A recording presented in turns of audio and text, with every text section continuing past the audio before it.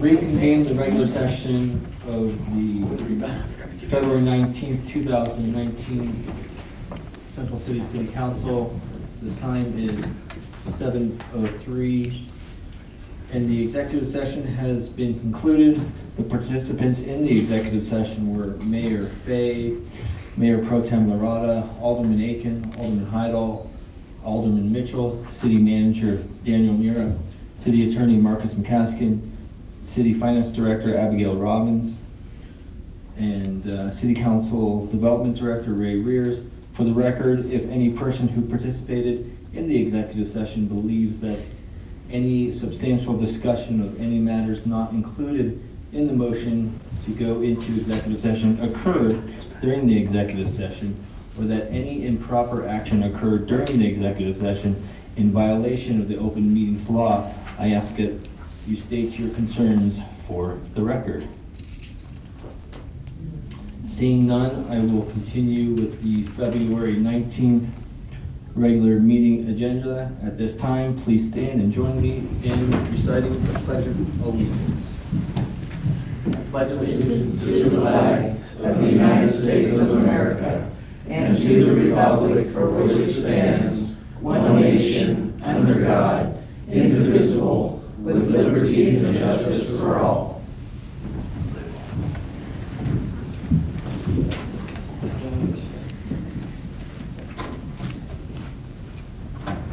Any additions or amendments to the agenda? Mr. Mayor, Council, if it would be okay with Council, I'd like to continue the executive session discussion. The second portion of that executive session, CRS 24-6-402-4B.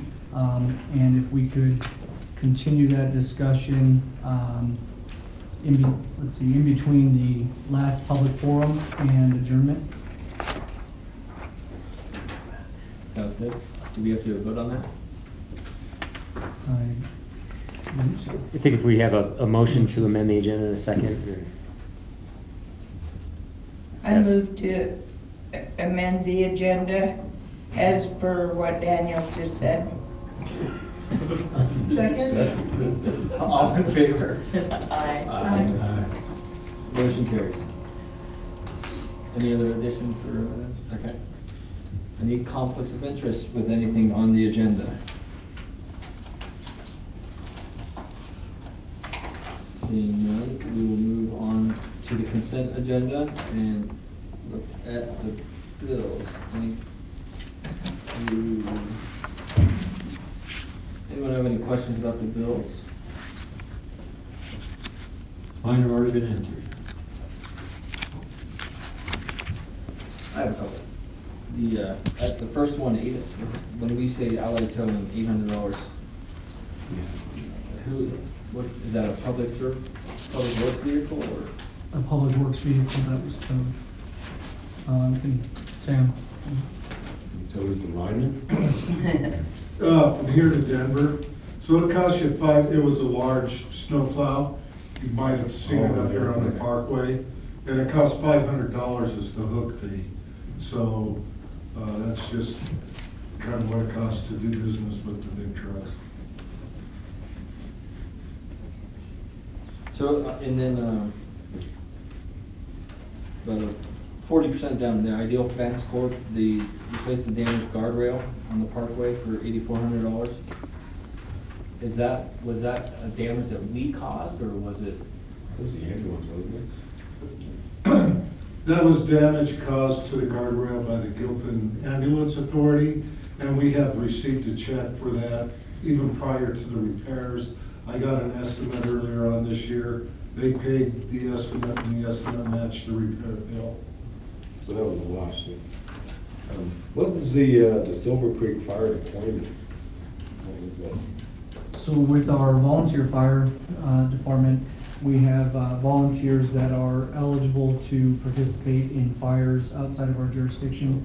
When they're called in, there are certain fees that are charged for that individual's time, as well as any equipment that we might provide as part of that. And so we'll receive payment from the state through generally federal funds, and then we'll retain any amount that's related to any of our equipment, and then make payment to that firefighter or firefighters. So it's kind of a training thing too, right?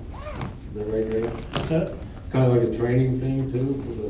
Well, you gotta be certified to go there, but yeah, it does that. It's Okay, so it's worth money. a supplemental money-making operation for the employee, so to Okay. speak. And then what is the rapid food assessment? I see two $1,500 checks, and I know we're using the grant money, but what is the? So it was part of the HEAL project, where there was a survey that was done, and really a study to determine what resources were available within the county, within the city specifically, for fresh food. I think this goes back to the discussion about what was going to be in the food trucks. Oh, yeah. Oh, you things mean the like that. meat truck? And so this is part of that grant program, and so this is money that was received in grant funds and then paid out to the consultants, and so those are the two consultants. And then the city had in-kind contributions of some staff time. And what was the grant fund amount? I believe it was let me see, Ray's not here right now. I can check on that. I believe it was in an amount sufficient to cover this cost, but I'll double check that for you. But did you receive findings from this $3,000? Did we see that? Yes. Okay. And we will have the consultants will be coming in to provide us with the presentation. Any other questions about the bill test? Okay. Any questions about the minutes from last week? February 5th? Okay, seeing none, we'll move on to a public forum. Did anyone sign up? I move to approve the consent agenda. Second. Which includes the regular bill list through February 12th and city council minutes, February 5th, 2019. I'm still second. All in favor? Aye. Aye. Carries unanimously. Now, did we have anyone sign up for any issues on the agenda? There were no signups and nobody has done it since, so. Okay. Does anyone wish to speak about anything on the agenda tonight? Going once, going twice. Closed. Moving on. Public hearing.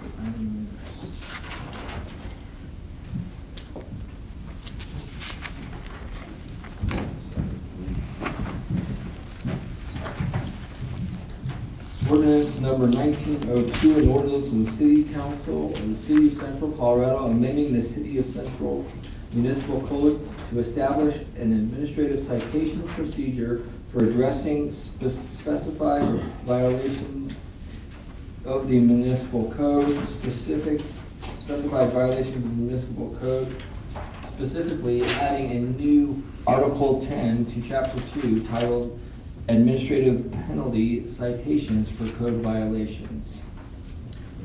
Thank you, Mr. Mayor. Ordinance 1902 does in fact establish the administrative citation procedure for addressing violations of the code. The ordinance was approved on first reading at your last regular meeting on February 5th, and at that, upon passage of the ordinance on first reading, we set the second reading and public hearing for this evening.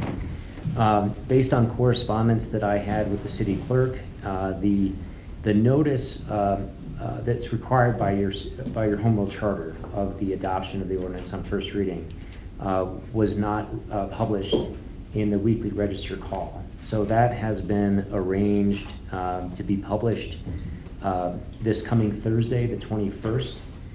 Given that the publication did not occur, you do not have jurisdiction to consider the ordinance on second reading. So as set forth in the staff report, we're recommending a motion to open and continue the public hearing to Tuesday, March 5th, which is your next regular meeting. And I'd be happy to answer any questions. Okay. I don't have any questions. Anyone? So move to continue the open public hearing until March 5th. Motion. Huh? Move to open and continue the public hearing on ordinance number 1902 to Tuesday, March 5th, 2019 at 7 p.m. to be held in these council chambers. Second. All in favor? Aye. Aye. Here's unanimous.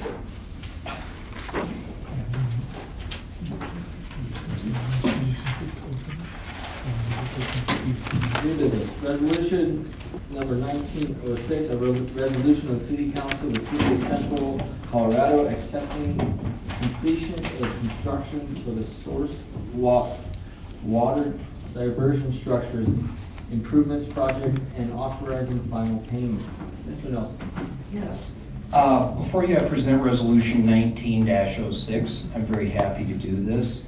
This is the culmination of completion of the intake structure, something that's we've been working on for several years. This resolution includes the acceptance of the project, and the company that won the bid was Dietzler's Construction Corporation. They did a phenomenal job. Given the remote nature of this job, they were maniacs. They were really great professionals. They knew what they were doing. This final payment from the loan that we have acquired is in the amount of $45,436.34. Not only did Dietzler do a good job on it, but the loan, the original principal amount was $610,000. With this final requisition, the total is much less, $502,758.38. So we came under in approximately 107. The quality is really good. Engineers approved it. Jack and I we're working with it. You know, it's new, but we're hoping to get another 100 years out of it. I think Jack will be alive, I'm pretty sure. But I would recommend that you would approve this resolution. And I'll entertain any questions. I know that was a tough road up there, so I'm amazed that they got equipment up there. Yeah. I'm amazed that it's done. Fabulous, fabulous. Likewise. And came under budget. Yeah. And we're gonna have tours again as soon as the snow melts. And Great. Thank Jason, you. was there not a part of the project that required, because of working with the Forest Service, that a certain amount of the area that was disturbed to kind of pioneer a road that would allow for some of the equipment up there, that they not only make those improvements, but then before leaving, kind of deconstruct those to put them back, so that it was essentially undisturbed? Yes, that is correct. Did they leave the road in any better shape? They did a good job beating it up when they left, that's for sure. Okay, thank you. That was great. Yeah, thank you. Any other questions, Chris? I have one. In the resolution, whereas City Council desires to memorialize preliminary acceptance of the project and authorize final payment. I understand the authorized final payment. What is preliminary acceptance, and does that mean that there's another step that needs to be concluded before the project is accepted? And that's a good question. So we're accepting the project subject to the warranty provisions. So we're accepting really final completion of the project. Final payment will be triggered. There is under the contract a 1 year, and correct me if I'm wrong here, Jason, but it's either a 1 year or 2 year. I believe it's a 1 year because there were state funds involved. It's a 1 year warranty period. So at the end of that 1 year period, The contractor and the city's consultant and Jason and Jack, I'm sure, will walk the site. There may be some punch list items that need to be taken care of. And then after that one-year warranty period has run, then the city would issue final acceptance of the work. Sounds prudent, thank you. Does the state inspect it? Yes, yes, the state has inspected it. Okay, yeah, thank you. Okay, any other discussion? Great, thanks. I move to approve resolution number 19-06, a resolution of the City Council of the City of Central Colorado accepting completion of construction for the source water diversion structure improvement projects and authorizing final payment. Second. Seeing the motion and second, is there any more discussion on it? All in favor? Aye. Aye. Passes unanimously. So, Christine? Next, we have an ordinance number 1903, an ordinance of the City Council of the City of Central Colorado, amending section 2410 and 2460 of the municipal code. Thank you, Mr. Mayor. Ordinance 1903 is before you tonight on first reading.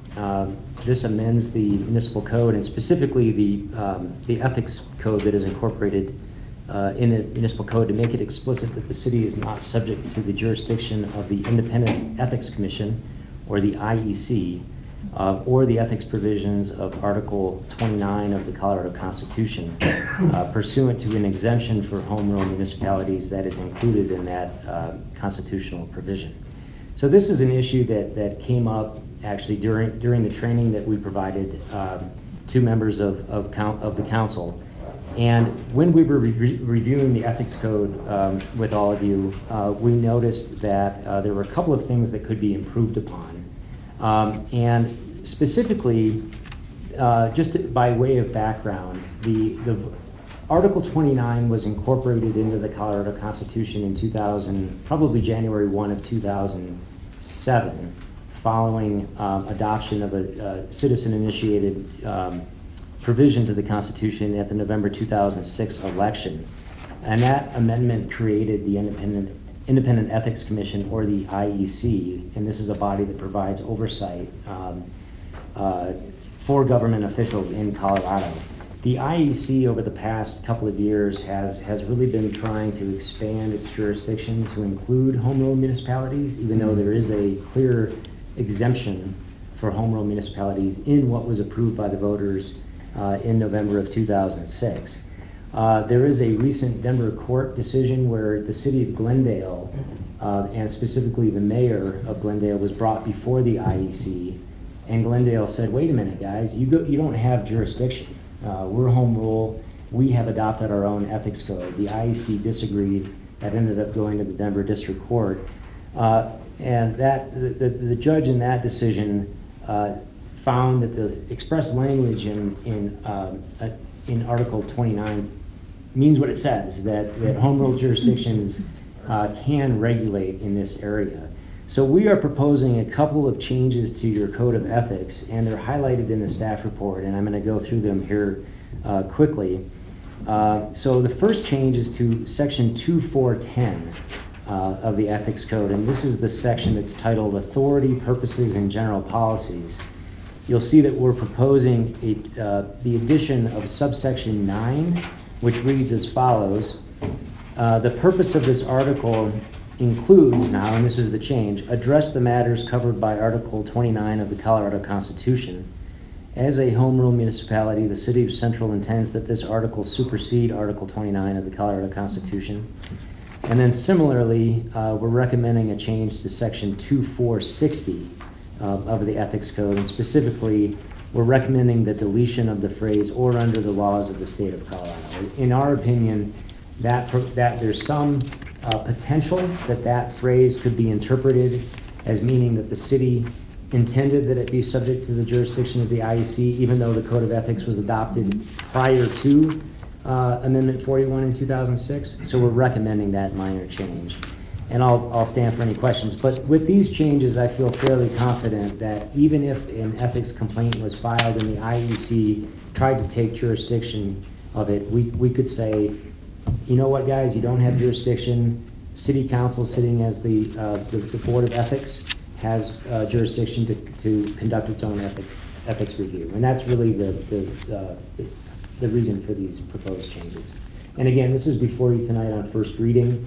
So if it's adopted, we're recommending that second reading and public hearing be set at your next regular meeting, which is March 5th.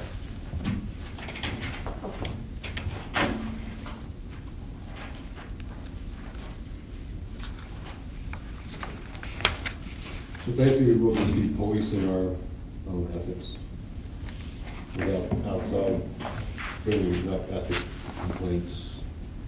Correct. And I think, Councilman Aiken, I think that's truly the intent of the city charter.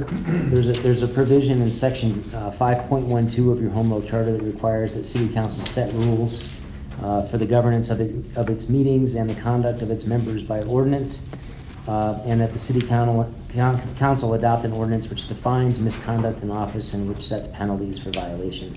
So in accordance with that directive in the charter, the city council adopted the code of ethics, and that was done, I don't have the exact year, but I mean, I think it was done probably fairly close in time after the charter was adopted.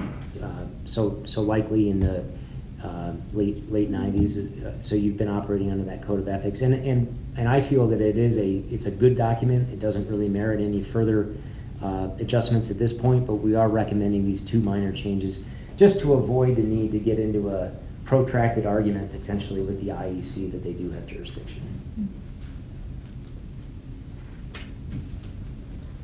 And they are looking to expand their governance, so to speak, across the state. They have had Glendale's not the only home ruling municipality that the IEC has claimed that they have jurisdiction over. Glendale was the first jurisdiction to have a district court issue a decision on this issue. So the short answer to that is yes. Based on the constituency of that commission, they have been interpreting their charge, in my opinion, rather broadly.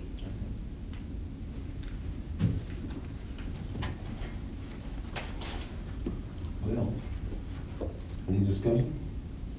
No? I move to approve ordinance number 1903, an ordinance of the City Council of the City of Central Colorado, amending sections 2-4-10 and 2-4-60 of the municipal code on first reading. Further move that second reading and public hearing on the ordinance will be scheduled for Tuesday, March 5th, 2019 at 7 p.m. in these council chambers. Second. Having been moved and seconded, all in favor? Aye. Aye. Passes on first reading unanimously. Move on to staff reports. Mr. Mayor, Council, in addition to a couple of staff reports in the packet, we do have an answer to give you on the question raised earlier about the Live Well grant. And so Ray can provide you with the dollar figure amount as well as the upcoming presentation. So the city became a Live Well Colorado community last year. We applied for a grant for $3,500, and we received that money for rapid food assessment. And the two consultants will be here at the next meeting on April 5th to present the findings of that report. And those that participated, not just people in the city, but also in the county and the community also participated, are invited to come during the work session in 2 weeks to find out what those results are. But the report is completed and it is on the website. So the city received the $3,500, $1,500 went to each consultant for a total of $3,000, and the city was able to retain an additional $500 for our expenses in managing the program.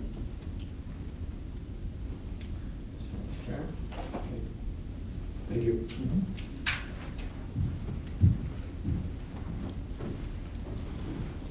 And stand for any questions. I think the city did a good job on the parkway and stuff during the recent snow, and sometimes it was really nice and clear when I came home the other night. I think thank you. I think the Public Works Department will be happy to hear that, and they continue to try to do their best. Yeah. Going back to the sidewalk showing the Gregory sidewalk on the Gulch side that doesn't have commercial businesses on it, is that the city's responsibility? So the sidewalk that I believe you're referring to abuts the AGE property. Mhm. The city has leased that property, but I believe under the code, the property owner is still ultimately responsible. However, we have done some of that on the city side to assist the property owner with that.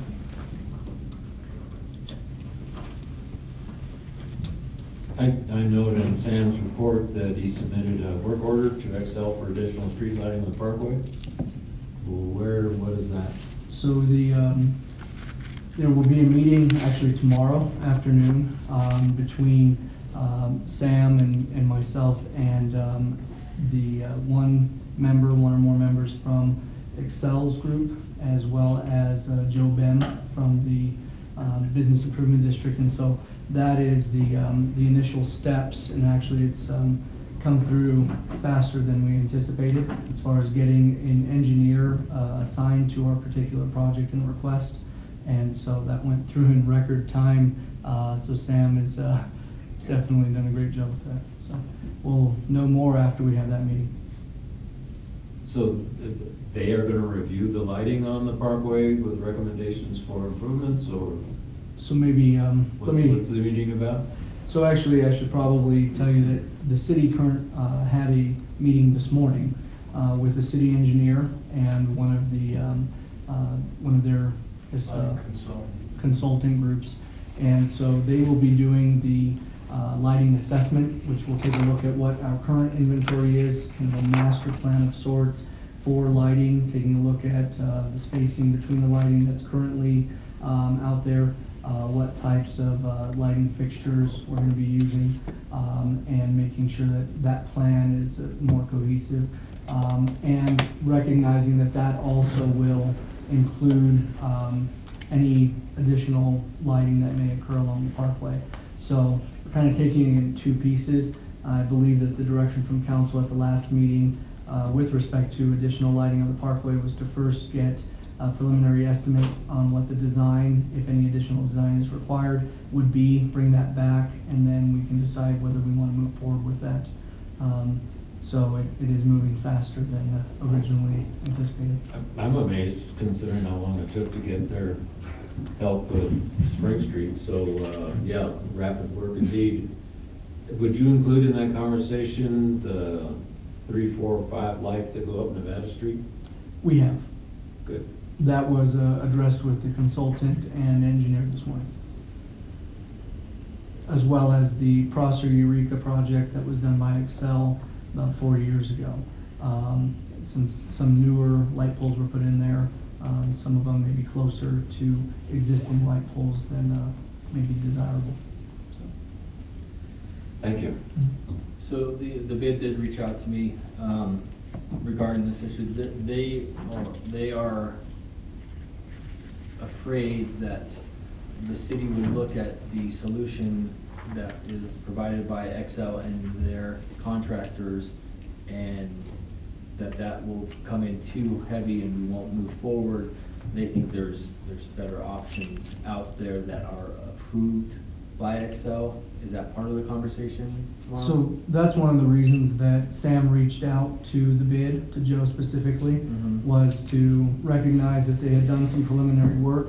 They had some ideas about how they might be able to do something possibly for less than what some of the other contractors that Excel has working for them would charge. And so that's going to be part of that discussion tomorrow, is exactly that.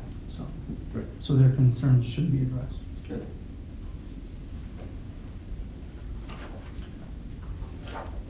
Any other questions for staff, Greg? No? Okay. If you don't have to approve that, then we'll move on to council comments. Jeff, any comments, sir? I gave my comment already. Okay. No stuff, so we're good. Judy? Yes, I have a comment.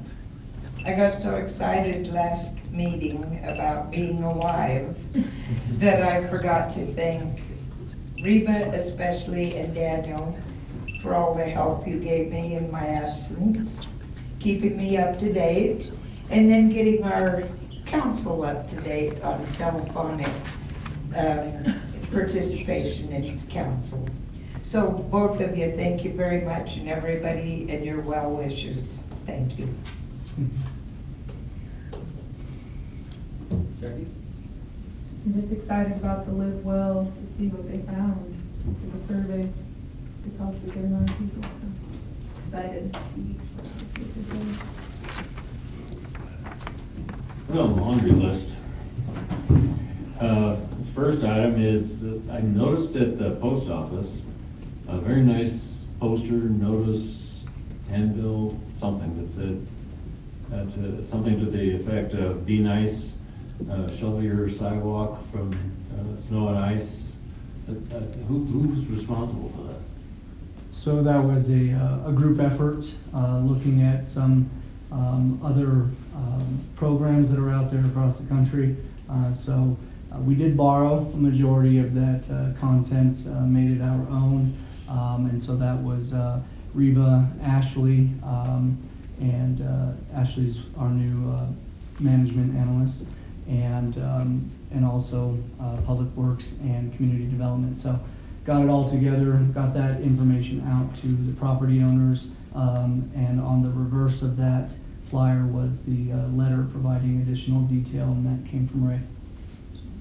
I thought it was very well done. I liked it. I think it had the right tone, humor, gets the point across, asks people to do the responsible thing. And I think it's a terrific example of thinking outside the box and taking the action on sidewalks a step further and doing something that furthers the goal without having to adopt ordinances or resolutions or policies or anything like that. So well done. Thank you.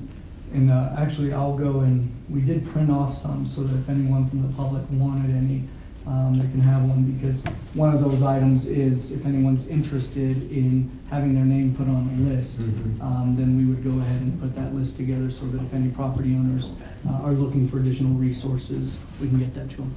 So, I'll bring those actually at the end of the meeting.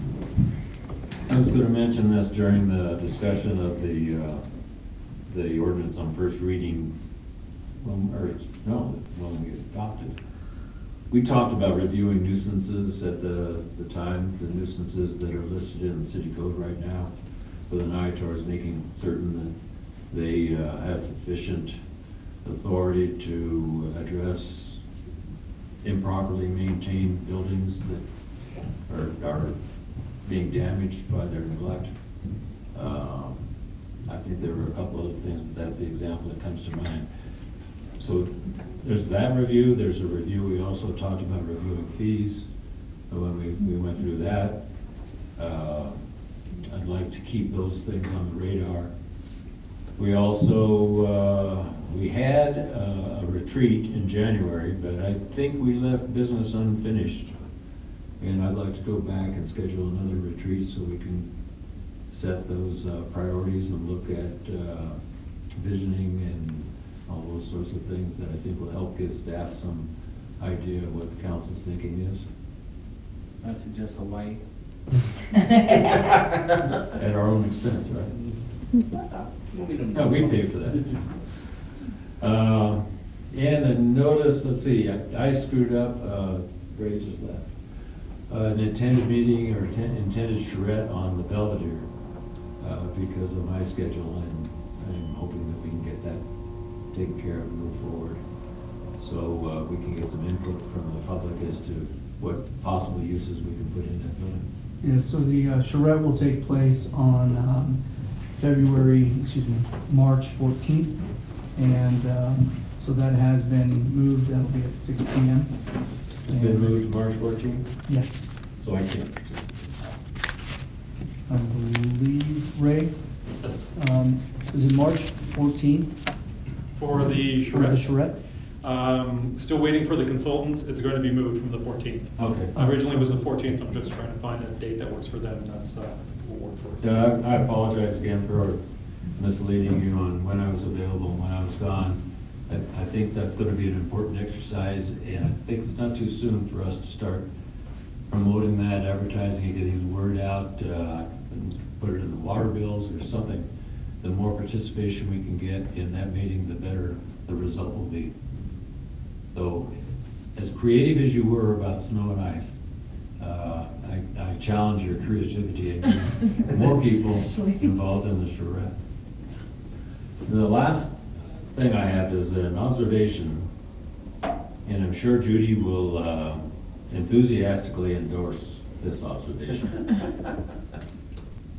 It's increasingly difficult to find contractors to do work in Central, especially if we're going to be working on streets or utilities, but I think anything that requires something more than homeowners' sweat equity and muscle is very difficult to find anyone that's willing to do that job. I'm wondering if there isn't something that the city can do to encourage or enhance the experience for contractors. What comes to mind is a lot of cities put together a booklet on what restaurants there are in town and their menus and that sort of thing. Ideally, I'd like to see some kind of a booklet that the city has put together of contractors that are available for different projects, so that the homeowner isn't stuck with trying to find something on any space or the internet that is hopeless, and then going through the yellow pages until you finally find somebody who, in Judy's experience, as I understand, was remote and therefore expensive. I think we're going to see a lot more of those kinds of problems. The system is just worn out from the private side. I replaced my water line, I replaced my sewer line, except for about that much, and that much now needs to be replaced. And I'm going through what Judy was, trying to find somebody that's willing to do that. So any thoughts that people who deal with contractors regularly, like Sam or Ray or whomever, have on how to identify people or encourage them? I'm frankly at a loss as to how we would go about that, but I think it's something that we're going to have to address. I think it's something that's well needed in this city. I think it'll be something we can talk about and see what kind of ideas we come up with. One of those may be that we publish a list of those contractors that currently have licenses with the city. And so those would be at least the most immediate resources. Changes from year to year, granted, but I think that's something that we might start with. So, After what happened to me with my sewer, I decided to take it upon myself to go to Golden and go to plumbing companies and talk to them and say, why don't you come up to Central City when you're called? And show them my invoice. This is the kind of money you could be making up there if you would. I mean, I think what happened to me, the company knew nobody else was coming. And so they knew they could charge me whatever they wanted.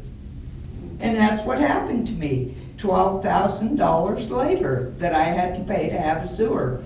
And most of it was city sewer line. I paid for 3 feet of the city sewer line, and when I called the sewer department about it, they told me that was my 3 feet of city sewer line. So beware, you own part of the city sewer line, and when it goes defunct, you will pay for it. just for clarification, all the way across, it's not a city sewer line, but a district sewer line. Okay, sanitation district, which is even worse. But I think that, I believe that both Councilmember Heidel as well as Mayor Pro Tem Arata, you're bringing up some of the same issues that Sam and others within our organization deal with, which is trying to get contractors to come up here at a reasonable price. Oftentimes, we're we're competing with larger, maybe more lucrative projects. At least that's what we have a number of contractors that actually decline to even give us a quote or a bid because they're just not interested in smaller projects. And although that's a hefty price tag, Very sometimes hefty.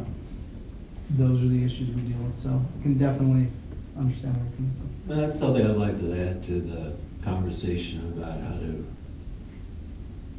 create an interest in contractors up here, and that may be some way to incentivize contractors. I've got an idea in the back of my head, but I hesitate to throw it out on the table because I think it's just wild and crazy. Go for it. But I'd like to have a out-of-the-box, serious conversation about how we incentivize people. We're gonna have, trees are getting old and they're getting tall, they're gonna be blowing over and impacting the roadways and the walls. I think we just have a lot of infrastructure issues that are going to be the burden of the homeowner, and rightfully so, but maybe we can help the homeowner address those at the same time. We can definitely put that on to a future work session. Maybe look at creating some kind of a piggyback program where we identify a number of those projects, public and private, and see if there's not some way we can facilitate or coordinate something that might at least go through an RFP or similar process. Thank you. Good idea. Well, I didn't have any comments prior to this discussion, but now I have a comment. That the resolution to this and all the other issues that we have as a small community can be remedied with some commercial and residential development.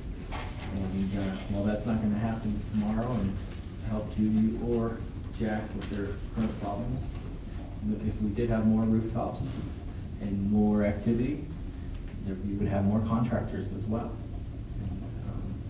I will leave it there. I believe that'll be on the agenda for next retreat. Good. Okay, any public comments? Anyone? Anyone sign up? Anyone see it? Governance.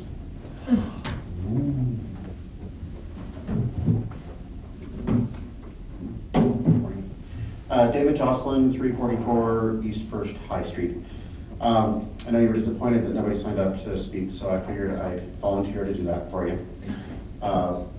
First of all, a couple of weeks ago, due to illness, I was not able to attend the meeting, but there was this beautiful, wonderful thing in modern tech in which we have, this meeting is available to stream at my convenience through the city website, which was awesome. Thank you, Reba, for pointing that out to me. One of the things I did notice, though, that because it's being recorded, sometimes when you mumble or when you talk over here and the mic's there, it gets hard to understand on the recording. So there's that. And then, whoever reposted the employment position for the code enforcer, I thank you for that. I know that position was posted at the beginning of February or maybe even the end of January. Applications are accepted only for the next 2 days, but it's really good to get that message out there again. So I know there's a lot of people looking for work, so I hope you find the right person. That's exciting. And then I've driven the Parkway a few times in the last 4 days, and kudos to Public Works and the snow removal and keeping that drivable, passable. So thank you very much. And then finally, I'm also very excited about the Live Well project and can't wait to see what the findings are. I have a vested family interest in providing food to people in the community, so I'm excited for that too. Thank you. Thank you. Anyone else? I move to reconvene executive session under section 24-6-402-4B to discuss specific legal questions related to Article 7 of the Home Rule Charter and a further move to reconvene the February 19, 2019 regular city council meeting at the conclusion of the executive session in order to adjourn the February 19th regular meeting. Second. All in favor? Aye.